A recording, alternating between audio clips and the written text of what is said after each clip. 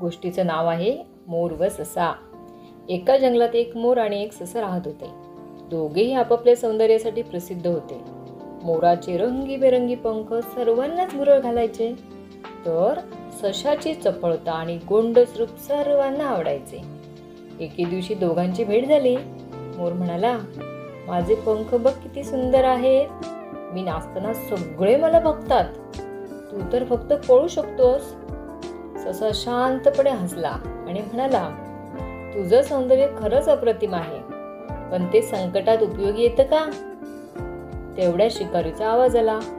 मोर उडण्यास धडपडू लागला, पण तो फार उंच उडू शकत नव्हता. तोच ससा पटकन झाडीत लपला. शिकारीने मोराला पाहिलं आणि पळत त्याच्या मागे गेला. ससा मात्र सुरक्षित राहिला. थोड्या वेळाने शिकारी निघून गेला. मोर परत आला, दमलेला आणि घाबरलेला. सशाने त्याला पाणी दिलं आणि विचारलं, आता कळलं ना, केवळ सौंदर्य उपयोगी पडत नाही, तर शहाणपण आणि चपळता अधिक महत्वाची असते. मोराला आपल्या अहंकाराची जाणीव झाली. तो सशाची माफी मागू लागला आणि दोघेही चांगले मित्र झाले. काय शिकवण घेणार आपण यातून? सौंदर्यापेक्षा शहाणपण आणि चपळता संकटात उपयोगी पडते.